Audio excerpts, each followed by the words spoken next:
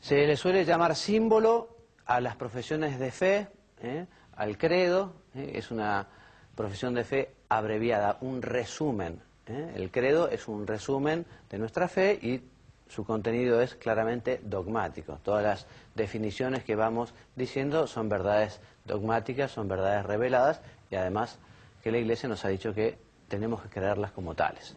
El credo de los apóstoles fue retocado por dos concilios, el de Nicea y el de Constantinopla, por eso se lo llama credo constantinopolitano.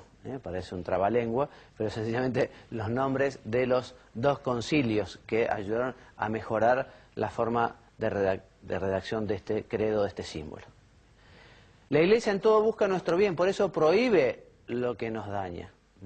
Además prohíbe, digamos, sugiriendo, porque efectivamente la prohibición de la Iglesia es declaratoria. Es decir, bueno, quien realmente tiene esta afirmación no puede decir que es católico porque está en contradicción con las verdades de la Iglesia.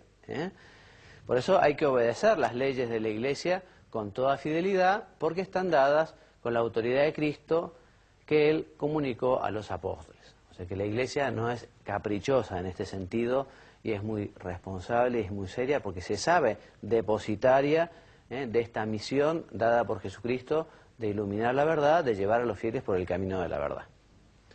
Muy bien. Mónica, léeme un poquito. La Iglesia Católica es la institución que más ha contribuido al progreso moral de la humanidad. Ella regeneró al individuo libertándolo de la esclavitud, a la mujer devolviéndole su dignidad, a la familia exigiendo para ella todos los derechos que le corresponden, a la sociedad orientando al Estado a tutelar los derechos fundamentales de la persona humana. Así es. Y por eso podemos decir, sin ningún tipo de temor, que el Papa Juan Pablo II, bueno, y ahora el Papa Benedicto XVI, se han convertido en los principales defensores de la dignidad de la persona humana, defendiendo valores en los cuales los estados, ¿no?, han cedido. Por ejemplo, tan importante como la vida humana, el respeto de la vida humana, el respeto del embrión, el respeto de esa vida desde la concepción y tantos valores que la Iglesia custodia y que la Iglesia enseña. E históricamente, ya les digo, en la próxima diapositiva continuamos, ¿no? Pero la Iglesia realmente ha colaborado muchísimo en la promoción de la dignidad de la persona. Hablamos de la esclavitud, de la mujer, de la familia, de la sociedad. También seguí leyendo, por favor, Mónica. La Iglesia Católica es madre de la civilización occidental. Ella ha inspirado la arquitectura medieval, la pintura del siglo de oro, la escultura de todos los tiempos y hasta las grandes obras musicales. Es imposible enseñar historia, arte o pensamiento prescindiendo de la Iglesia. Esto es una gran verdad y muchas veces se habla muy injustamente. Se habla muy injustamente de la Iglesia como que ha coaccionado a las personas, que no les ha respetado su libertad o que ha coartado su inspiración, cuando en realidad la Iglesia, ya lo veremos, ha sido la que ha promovido la cultura, la educación. Aquí, por ejemplo, de las 52 universidades europeas anteriores al año 1400, 40 fueron fundadas por los papas. Así, la Universidad de París, de Montpellier, de Oxford, de Cambridge, de Heidelberg, de Leipzig, de Colonia, Varsovia, Cracovia, Vilna, Lovaina, Roma, Padua, Bolonia, Pisa, Ferrara, Alcalá, Salamanca, Valladolid. O sea, y fue la Iglesia la que se empezó a ocupar de la educación de los fieles desde el principio y fueron las primeras escuelas que estaban junto a las catedrales, que después llegan a ser universidades, y es la Iglesia la que se ocupa de los más pobres, de darles de comer, la que empieza con los cementerios, de enterrar a las personas con dignidad. O sea que la Iglesia en ese sentido ha sido madre, y no solo con sus propios fieles, sino también la Iglesia ha estado abierta siempre a todos los hombres de buena voluntad.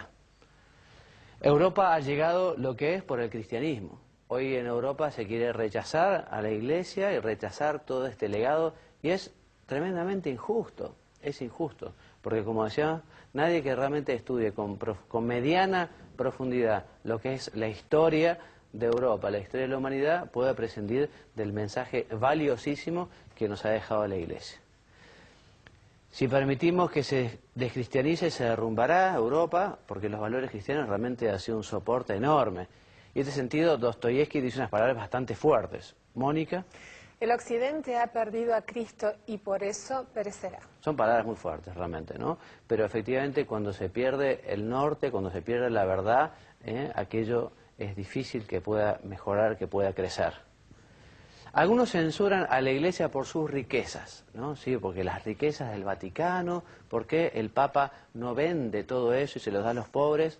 En primer lugar, habría que decir que las ayudas que genera la Santa Sede y después la Iglesia en todo el mundo hacia los más necesitados es realmente inconmensurable. No sé si habrá alguna institución en el mundo que ayude tanto a los necesitados como es la Iglesia a modo universal y en cada país y en cada parroquia, ¿no? Y en cada diócesis. Pero además hay otra cuestión. La Iglesia ha custodiado todos estos bienes pues son patrimonio de la humanidad. Sería absurdo decir, no, entonces que el rey de España venda todos los cuadros, esculturas que hay en el Prado para darle de comer a los más necesitados.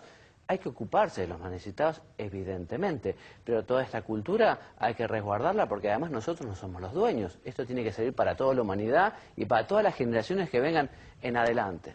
En este sentido, a veces en la Iglesia hemos perdido quizás algunas cuestiones así por este afán de ayudar, pero a veces mal entendido. En algunos lugares, verdaderas obras de arte que deben haber estado cuidadas, resguardadas, ¿no? Justamente se han hecho dinero para un coleccionista o se han vendido y después se han perdido cosas riquísimas que podrían haber servido para, digamos, toda la humanidad. Eso se entiende, ¿no? Yo creo que no hace falta explicar demasiado, pero a veces me da mucha pena a mí cuando se habla mal de la Iglesia con este tipo de cuestiones y no se ha pensado demasiado, ¿eh? Es muy injusto. Bueno, algunos dicen Cristo sí, Iglesia no. Bueno, recordemos lo que dijo Orígenes. Orígenes fue aquel que afirmó que dice fuera de la Iglesia no hay salvación. Extra ecclesiae nulla salus. Claro, Orígenes se refería justamente a aquellos que, habiendo conocido a la Iglesia, habiendo conocido las enseñanzas de Cristo a través de la Iglesia, si después se alejan de ella, se apartan, se separan, entonces es muy factible, si no se arrepienten, si no cambian, que no alcancen la salvación. Ya dijo San Agustín, no puede tener a Cristo por padre quien no tiene a la Iglesia por madre. Y a continuación les vamos a contar una historia, una anécdota, que refleja justamente la conducta de una persona que no ha acompañado a la Iglesia en sus enseñanzas, perteneciendo él al seno de la Iglesia, se ha dedicado a predicar, a escribir, a publicar temas que van directamente contra las enseñanzas de la Iglesia, ¿no? En este caso los personajes son Vittorio Messori, un periodista italiano que ha escrito cosas muy interesantes, y Hans Küng se pronuncia, un teólogo alemán. Por favor, lee la historia, Mónica. Vittorio Messori asistió a la rueda de prensa en la que Hans Küng presentó uno de sus libros. Entre otras cosas dijo que la Iglesia Católica debía aceptar los sacerdotes casados, las mujeres sacerdotes, los divorciados vueltos a casar, el aborto libre. Un pastor protestante se levantó y le dijo: todas esas reformas que pide usted a la Iglesia Católica las tenemos los protestantes desde hace mucho tiempo y sin embargo nuestros templos están más vacíos que las iglesias católicas. Hans Küng no le contestó. Algunos reniegan de la Iglesia porque dicen que hay católicos malos. Pero vamos a comentar primero la anécdota. Es buena la anécdota, ¿no? O sea que a veces un afán de progresismo, en la cual lleva a olvidarse de temas que la Iglesia no puede disponer porque son de Cristo, son fundamentales, ¿no? Entonces se va más allá y se predica algo que además después no tiene por qué tener repercusión, ¿no? Positiva, digo. De hecho, digamos, uno de los motivos por que muchos se están acercando a la Iglesia Católica del anglicanismo, es justamente por la incorporación de un montón de cuestiones que están muy lejos de lo que es la tradición, ¿no? Con la ordenación de mujeres, ordenación episcopal de mujeres y otras cuestiones, ¿no? Realmente esa separación se hace cada vez más fuerte y mucha gente le lleva a pensar, ¿no? A pensar, bueno, ¿cuál es la verdad sobre esta cuestión? Por eso les digo, es para agradecer a la Iglesia, ¿no? Y pidamos para todos en la Iglesia sencillez, humildad, capacidad para comprender las enseñanzas.